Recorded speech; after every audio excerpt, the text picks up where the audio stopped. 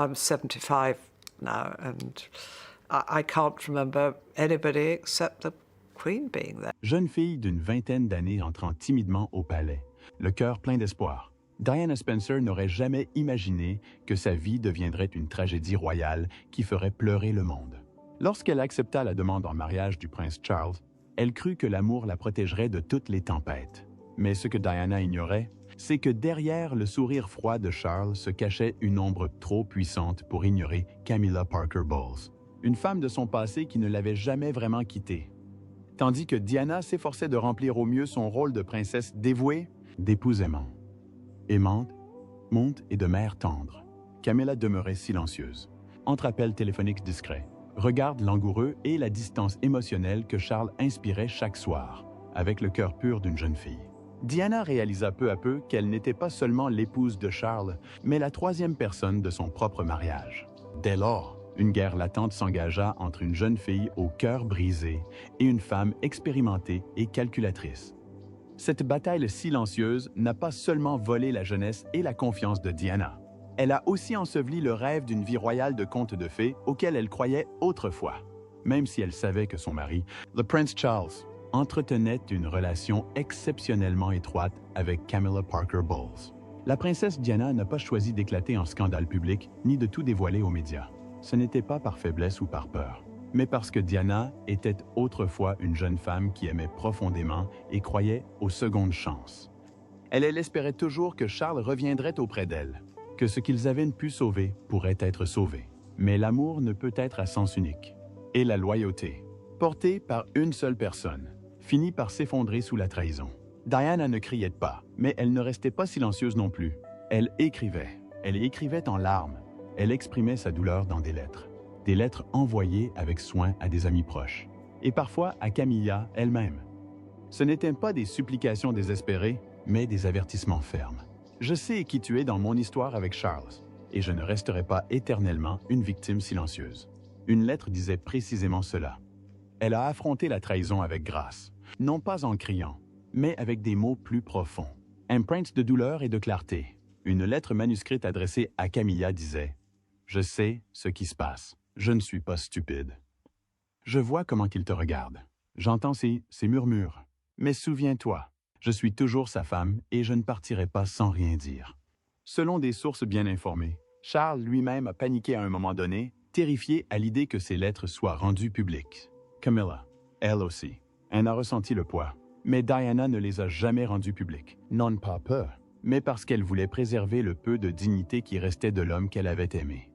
Elle ne voulait pas que ses fils grandissent en voyant leurs parents s'entre-déchirer dans les gros titres. Pourtant, plus elle endurait en silence, plus elle était poussée à bout. Diana n'était pas naïve. Elle voyait les signes, les regards, les absences inexplicables. Elle appelait cela la guerre de l'ombre, une bataille menée sans épée, mais avec secret et silence.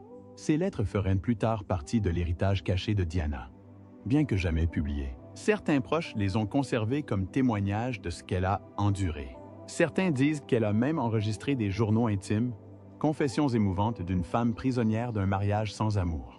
Un jour, elle a pleuré pendant 3 heures dans sa suite privée du palais de Kensington et a écrit une lettre, les mains tremblantes. Je ne sais pas combien de temps je pourrais supporter cela, mais si cela offre un avenir meilleur à mes fils, je me tairai. Personne ne sait si Camilla a répondu, mais il est clair que ces lettres la mettaient mal à l'aise. Elle ne pouvait plus refuser à Diana sa place légitime. Le palais était devenu un refuge, pas un refuge. Mais Diana continue d'écrire, chaque lettre étant à la fois une blessure et un défi, une déclaration qu'elle ne serait pas effacée. Dans ce qui fut, croit-on, l'une de ses dernières lettres, non envoyée, Diana écrivait « Si un jour je disparais, souviens-toi que j'ai essayé. J'ai aimé, j'ai pardonné, j'ai enduré, mais je n'ai jamais été aveugle. » Ces mots résonnent aujourd'hui comme une prophétie. Peu de temps après, Diana mourait dans un tragique accident de voiture qui bouleversa le monde. Sa voix s'était tue, mais ses lettres restaient la preuve d'une femme qui s'était battue en silence, avec acharnement et une immense dignité. Et si je vous disais que la reine Camilla vient d'être surprise en flagrant? Délit de destruction des dernières lettres manuscrites de la princesse Diana. Des flammes dans la cheminée du palais. Un ruban de soie. Un aperçu de l'écriture si reconnaissable de Diana, réduit en cendres. Un assistant royal est entré, et tout a changé. Pourquoi maintenant? Que cherchait-elle à cacher? Et qui a donné l'ordre de taire le passé? La monarchie est en déroute. L'opinion publique est en colère. En mémoire de Diana, rien ne sera peut-être plus jamais comme avant. Le jour où tout a basculé, tout a commencé comme n'importe quel autre après-midi dans les salles silencieuses du palais, avec le faible tic-tac des horloges anciennes. Mais dans un coin sombre de Clarence House, un événement irréversible se préparait. Un fidèle assistant royal entra dans le bureau privé de la reine Camilla, s'attendant au silence. Mais ce qu'ils virent les arrêta net. Camilla, seule, immobile, visiblement secouée, tenait une liasse de vieilles lettres enveloppées de soie bleu pâle. La pièce sentait légèrement la lavande et une autre fumée. Quelques instants plus tard, des flammes léchaient l'intérieur de la cheminée ornée. Les pages se recroquevillaient et noircissaient. L'assistante en aperçut un instant seulement, mais ce fut suffisant pour voir l'écriture bouclée et reconnaissable entre toutes de Diana. Princesse de Galles, un éclair de sa signature emblématique. Et puis, tout disparut, réduit en cendres. Personne ne parla un instant. Pues, doucement. Camilla murmura quelque chose que l'assistante ne put entendre. Mais son regard exprimait-il de la culpabilité ou du chagrin? Peut-être les deux. Était-elle hantée par ce que ces lettres disaient ou par ce qu'elles auraient pu révéler? Plus tard dans la soirée, le personnel murmurait dans les couloirs. Un murmure dominait les autres. La reine Camilla venait-elle d'effacer la vérité ultime sur Diana? On nous a dit que ces lettres étaient archivées. Pourquoi étaient-elles entre les mains d'un proche du palais? Le mal était fait, mais le mystère ne faisait que commencer, si ce n'était que le début. Quels secrets étaient scellés dans ces cendres? Correspondence secret. Contenu des lettres. Les lettres, aujourd'hui apparemment détruites, auraient été écrites entre 1990 et 1997, les dernières années les plus tumultueuses de Diana. Des sources affirment qu'il s'agissait de propos profondément personnels, non-officials, non scénarisés, crus et authentiques, destinés exclusivement à son entourage proche. Certains contenaient des réflexions émouvantes sur Charles, sur le sentiment d'abandon, d'incompréhension et sur la peur croissante de perdre ses fils au profit d'un système en lequel elle n'avait pas confiance. Une rumeur dit qu'ils façonnent William à leur image, pas à la mienne. Une autre lettre aurait détaillé la crainte de Diana de voir l'histoire réécrite sans sa voix. Des rumeurs circulaient même sur des enregistrements cachés, des enregistrements qu'elle n'a jamais rendus publics, possiblement mentionnés dans les lettres. S'agissait-il d'indices, de pistes ou de tentatives désespérées de laisser une trace? Les archivistes royaux avaient classé la collection comme historiquement sensible, mais ce n'est pas tout. Undocumented. Selon une source interne, contenait un avertissement direct. Elle ne s'arrêtera pas. Diana aurait écrit « Pas avant que ma voix soit oubliée ». Beaucoup pensent qu'elle faisait référence à Camilla. Les écrits privés de Diana ont toujours suscité des tensions. On comprend désormais pourquoi. Historian Royal, anonyme. Pourquoi ces lettres n'ont-elles jamais été montrées à William et Harry? Leur ont-elles été cachées ou gardées pour le moment opportun? Mais si ces mots étaient ainsi dangereux, qui a surpris Camilla en flagrant délit et qu'ont-ils vu exactement? Qui a trouvé Camilla et qu'ont-ils vu? C'est arrivé par accident. Un assistant du palais, chargé de récupérer le journal commémoratif de la reine Élisabeth, est retourné tôt dans le bureau de Camilla. La porte, anormalement entr'ouverte. L'odeur de fumée. Étrange. Inadequate. À l'intérieur, Camilla resta figée. Quelques enveloppes déchirées dans une main et une lettre à moitié brûlée dans l'autre. Elle se retourna brusquement, surprise, sur la défensive, comme surprise en pleine confession. Le visage pâle, la voix basse. Elle aurait dit que ce n'était pas ce que l'on pensait.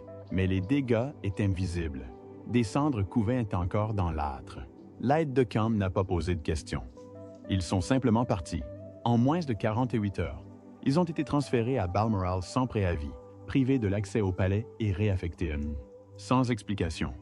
Il vient de disparaître. Des sources proches de la famille royale estiment que le transfert n'était pas aléatoire. Il avait été ordonné de très haut. Mais pourquoi était-ce pour protéger Camilla ou pour protéger le contenu de ses lettres? Il n'a pas signé lui-même les papiers de transfert. Mais tout le monde savait que cela venait d'en haut. Source. Les questions fusent. Pourquoi Camilla brûlerait-elle les lettres? Pourquoi maintenant? Et, plus troublante encore, s'agissait-il d'un acte personnel de clôture ou d'une manœuvre politique visant à enterrer le passé? Et si quelqu'un au sein de l'entreprise était au courant, aurait-il pu autoriser cet effacement en silence? Aupire. Était-il à l'origine de cette disparition? La voix de Diana, toujours menaçante après sa mort? Bien que Diana ait quitté ce monde en 1997, sa voix ne s'est jamais vraiment éteinte. D'interviews explosives à des enregistrements secrets, elle a laissé des échos. Mais ce sont ses lettres, manuscrits, intimes et douloureusement honnêtes, que beaucoup considèrent comme détenant la vérité la plus crue. Ces lettres auraient révélé les craintes de Diana de voir mon histoire déformée après mon décès. Elle exprimait son inquiétude quant à l'entourage de Charles, qui remodelait déjà son image de son vivant. Elle a parlé d'une réécriture du palais, une réécriture qui pourrait un jour effacer son rôle de mère et de femme, apaisant ses craintes pour William et Harry. Ils utiliseront mes filles, aurait-on dit dans une lettre, pour valider une version de l'histoire qui me réduit au silence. Selon des sources proches du palais, certaines de ces lettres soulignaient la profonde empathie de William pour sa douleur et la crainte de Diana de voir ce lien un jour rompu. Diana n'a jamais eu peur de défier l'institution, et même par écrit, elle a mis en garde contre la soif de l'appareil royal de protéger les siens, une citation qui serait restée secrète. « Je suis la complication qu'ils ne peuvent contrôler », a-t-elle écrit, qu'il faut se souvenir, et non déformer, ancienne biographe royale. Si ces mots avaient été conservés, ils auraient pu devenir la dernière déclaration de Diana. Mais s'ils sont détruits, à qui profite désormais sa vérité? Peut-être réduite en cendres? Une question subsiste. Était-ce une intention personnelle pour Camilla? Ou s'agissait-il d'une motivation bien plus profonde? Était-ce personnel ou politique? Camilla a toujours marché sur une corde raide. De maîtresse à reine consorte, son parcours a été marqué par le mépris public et la stratégie privée. Alors, lorsque des rumeurs ont circulé selon lesquelles elle aurait détruit les lettres de Diana, beaucoup se sont demandé, était-ce sa façon de faire taire enfin le passé? Des sources royales affirment que Camilla se sent depuis longtemps hantée par la présence de Diana, non seulement dans les portraits ou la presse, mais aussi dans la mémoire de Charles. Il ne l'a jamais vraiment laissé partir, a confié une source proche. Les lettres de l'époque représentaient peut-être plus que de simples mots. Il s'agissait peut-être de fantômes auxquels elle ne pouvait échapper. D'autres affirment que le mobile était bien plus calculé. Si les lettres avaient présenté Camilla sous un jour sombre ou révélé des vérités sur le comportement de Charles pendant le mariage, elles auraient pu perturber l'opinion publique, surtout à l'heure où elle s'installe dans son rôle de reine. Une source affirme qu'elle craignait une guerre de récits posthumes, et elle a agi. Mais on ignore si Charles était impliqué ou s'il a fermé les yeux. Certains pensent qu'il était au courant des lettres, mais qu'il n'a pas pu se résoudre à en accepter le contenu. Il craignait les dégâts, a confié une assistante. Non seulement à elle, mais à l'institution. Si elle a agi ainsi pour le protéger, voulait-il être protégé? Observateur Royal Principal. Était-ce une dépression nerveuse ou une manœuvre d'échec? Et s'il s'agissait d'une stratégie, qui d'autre connaissait la stratégie? Car désormais, le silence au palais est plus éloquent que jamais. De quoi tout le monde a-t-il peur? De la panique silencieuse de la famille royale. À l'intérieur du palais, la peur se répand rapidement. Après l'incendie, les assistants ont commencé à chuchoter plus prudemment. Les portes ont été fermées plus hermétiquement. Les questions ont été évitées et, plus révélateur encore, le personnel a été averti de ne pas mentionner les lettres, pour le bien de la couronne. Une source au palais a révélé qu'un rapport d'incendie discret avait été déposé. L'inspecteur y avait constaté la présence de corps étrangers dans des matériaux, non pas des bûches ou du petit bois, mais du parchemin, des cachettes de cire et des restes de ruban. Il ne s'agissait pas simplement de notes brûlées, aurait-il affirmé, mais d'une destruction intentionnelle. Charles aurait été visiblement bouleversé après avoir été informé, mais au lieu d'affronter Camilla, il aurait reculé. Plusieurs engagements ont été annulés. Une source affirme qu'il aurait dit à ses conseillers « C'est fait, on avance ». Pas d'enquête, pas de responsabilité, juste le silence. En coulisses, de hauts fonctionnaires se sont empressés de contenir la rumeur. Si la nouvelle se répandait, ils craignaient que la confiance du public ne s'effondre. Mais la nouvelle s'est répandue, car une question résonnait sans cesse dans ces vieilles salles de pierre. Qui d'autre a vu les lettres avant qu'elles ne brûlent? C'est la dissimulation qui les inquiète, pas l'incendie. Anciens attachés de presse royale. Alors, s'ils ont enterré un scandale pour protéger la monarchie, que pourrait-il bien enterrer ensuite? Et si la famille de Diana découvre ce qui s'est réellement passé, le silence royal pourrait dégénérer en une véritable guerre civile. Les Spencer observent, et ils ne restent pas silencieux. La réaction de la famille Spencer. Lorsque la nouvelle parvint à Althorp, la demeure ancestrale de Diana, Ce ne fut pas par une déclaration officielle du palais. Ce fut un murmure. Transmissed assistant and assistant. Jusqu'à ce qu'elle parvienne jusqu'à Charles Spencer, le frère de Diana. Sa réaction fut immédiate, intense, furieuse. Des sources familiales affirment que le comte Spencer était furieux. Sa position était claire. Ces lettres n'appartenaient pas à la couronne. Ils appartenaient à Diana et, par extension, à ses fils. Ce n'étaient pas des objets politiques, a déclaré un ami de la famille. C'étaient des héritages émotionnels. La succession de Spencer ne perdit pas de temps. Quelques jours plus tard, un audit privé fut lancé à Althorpe. Chaque lettre archivée, chaque photographie, chaque enregistrement privé que Diana avait confié à sa famille était désormais vérifié. S'il pouvait brûler sa vérité, aurait déclaré un cousin, que pourrait-il effacer d'autres? Qu'est-ce qui rend la situation pire? Le silence du palais? Pas d'excuses, pas d'explications, juste de la fumée et des échos. Et c'est ce silence qui transforme le chagrin en indignation. Comme l'a déclaré un proche de Spencer en privé, nous leur faisions confiance.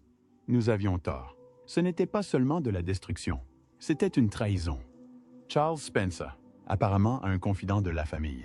Si la monarchie pensait que l'histoire de Diana se terminait par un incendie, elle s'est peut-être trompée, car sa lignée exige désormais des réponses. Que savaient William et Harry? Au palais, la question est lourde de sens. Les fils de Diana étaient-ils au courant de l'existence des lettres avant leur destruction? La réponse, disent les initiés, est déchirante. Ils n'en étaient pas au courant. Pas même un avertissement, juste les conséquences. William aurait su que les lettres existaient, mais ne les avait jamais lues. Il ne pouvait pas le supporter. Un assistant a confié que c'était trop douloureux. Pourtant, ces écrits faisaient partie de la mémoire de sa mère. Apprendre qu'elles avaient été brûlées à son insu le laissa intérieurement dévasté. La réaction de Harry, bien plus forte encore. Déjà éloigné de la famille royale, il avait souvent évoqué les lettres de Diana comme le seul moyen pour elle de nous parler. En apprenant qu'ils avaient été détruits, une source proche de lui a déclaré qu'il était furieux. Furieux, trahi une fois. Une fois de plus, aucun des deux fils n'a été informé. Aucun appel, aucun message, juste le silence.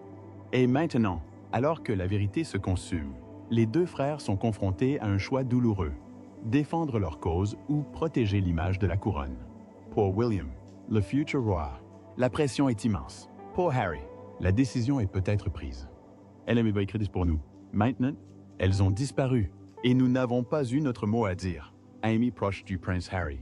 Qu'est-ce que cela signifie pour leur relation déjà fracturée avec Charles et Camilla? La réponse se trouve peut-être chez une femme longtemps oubliée, celle qui protégeait elle-même ses lettres. L'archiviste royale disparue. Elle s'appelait Edith Travers, discrète, méthodique et farouchement fidèle à l'histoire royale. Pendant plus de 10 ans, elle fut archiviste royale, cataloguant personnellement les lettres de Diana dans la plus stricte confidentialité. Elle était la gardienne des secrets jusqu'à sa disparition soudaine, quelques semaines seulement avant l'incendie. Edith s'est retirée sans prévenir, sans dire au revoir. Elle a simplement fait ses bagages et est partie. Des sources proches du palais affirment qu'elle était de plus en plus inquiète, surtout depuis que Camilla a commencé à demander un accès privé aux archives de Diana. Edith résista, puis disparut de son poste. Plus glaçante encore, son dernier courriel, envoyé à un ancien collègue, disait « Attention, la vérité de Diana est en danger. » Il ne protège pas sa mémoire. Il l'efface. Depuis sa retraite, Edith refuse toute demande d'interview. Sa maison du Wiltshire demeure silencieuse, rideau tiré, appel sans réponse.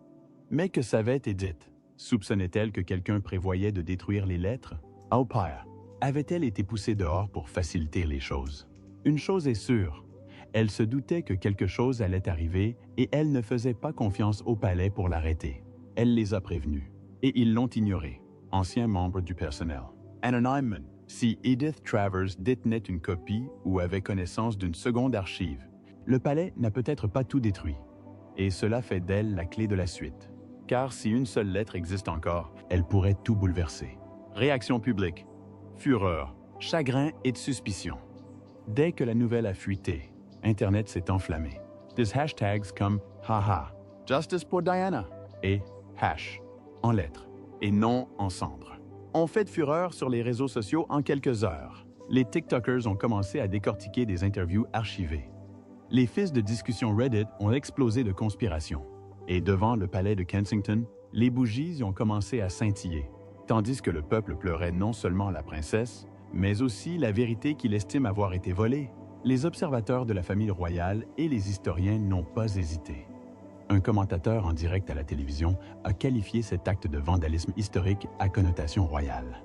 Un autre a écrit « Camilla a transformé une cheminée en symbole de la peur de l'effacement ». Des hommages émouvants ont afflué, certains de la part de personnes qui n'étaient même pas encore en vie au décès de Diana. Son histoire avait une fois de plus touché une corde sensible. Les pétitions ont commencé à recueillir plus de 500 signatures en seulement 3 jours. Les citoyens exigeant la transparence, une enquête approfondie et, s'il en restait, la publication de toutes les lettres conservées.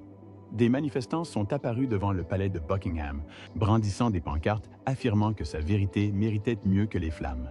Des groupes commémoratifs ont organisé des veillées, des marches et des lectures publiques des citations de Diana qui avaient survécu.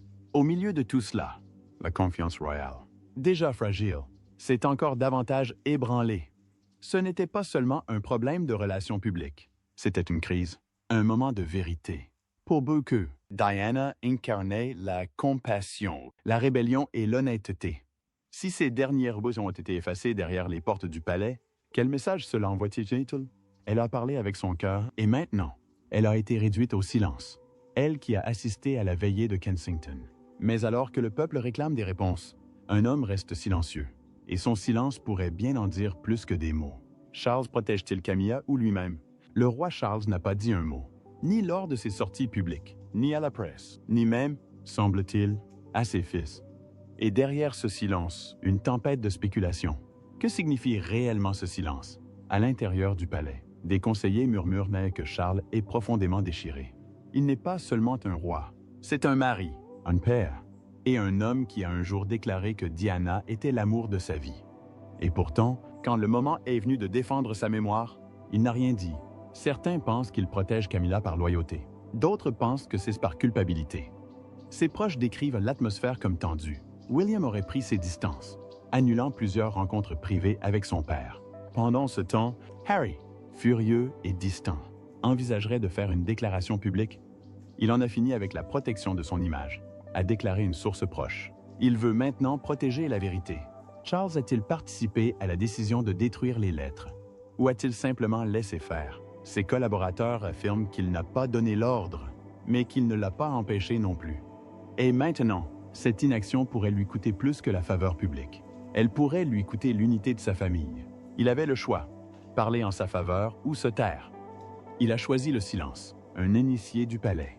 Et si son silence a créé un fossé entre lui et ses héritiers, que pourrait-il bien lui arriver d'autre? Pourrait-il y avoir d'autres lettres? Diana, toujours prudente, était connue pour dupliquer ses écrits les plus sensibles. Selon son ancien conseiller juridique, elle conservait des copies de certaines lettres et en envoyait d'autres à des alliés de confiance à l'étranger. Elle connaissait l'ami qui lui avait dit qu'elle se préparait à toutes les éventualités, même la mort. La rumeur court qu'un deuxième recueil existerait, prétendument conservé dans un coffre-fort en Suisse sous un faux nom. Un autre lot aurait pu être destiné à son avocat personnel, qui a pris sa retraite discrète au début des années 2000. Et puis, il y a la rumeur la plus folle de toutes, une ultime lettre scellée que Diana aurait écrite quelques jours avant son voyage fatal à Paris. Un historien royal affirme en avoir vu une copie. Ce n'est pas seulement émotionnel. Comme il l'a dit, c'est politique. Elle cite des noms, elle relie des pointes. Si c'est vrai, cela pourrait réécrire l'histoire royale. La question est désormais de savoir si quelqu'un les possède. Et si oui, dans combien de temps le monde les découvrira-t-il? Et voici le véritable rebondissement. Des sources proches du dossier affirment qu'un membre de la famille royale, peut-être extérieur à l'entreprise, recherche discrètement ces lettres. Faut-il les détruire ou les rendre publiques? Personne ne le sait. L'incendie a peut-être fait taire une voix, mais pas toutes, pas encore. Ancien correspondant royal. Alors, la vérité a-t-elle disparu ou attend-elle simplement de renaître de ses cendres? Un héritage sous le feu des critiques. Et ensuite, l'héritage de Diana est à nouveau au cœur de l'actualité. Mais cette fois, pas seulement dans la mémoire, ni dans les documentaires, ni dans les galas de charité. Cette fois, c'est un champ de bataille entre la vérité et le récit. Mémoire contre monarchie, et au cœur de la tempête. The Reine Camilla, dont l'image se fissure sous le poids d'un acte qui pourrait hanter la couronne pendant des générations. Des sources royales affirment que le palais est en pleine gestion des dégâts. Les attachés de presse font des heures supplémentaires. Les avocats sont de garde. Derrière les portes closes, de nouvelles stratégies de relations publiques sont élaborées. L'un des plans prévoit une déclaration publique soigneusement formulée pour une personne neutre et émotionnellement distante. Un autre suggère de proposer William pour calmer la tempête. Mais les initiés préviennent qu'il ne mentira pas. Pas pour ça. Pendant ce temps, le soutien du public à Camilla s'effondre. Sa cote de popularité chute. Les gros titres s'intensifient. Des mots comme « destructeur », « silencieux » et « usurpateur » jalonnent désormais ses apparitions publiques.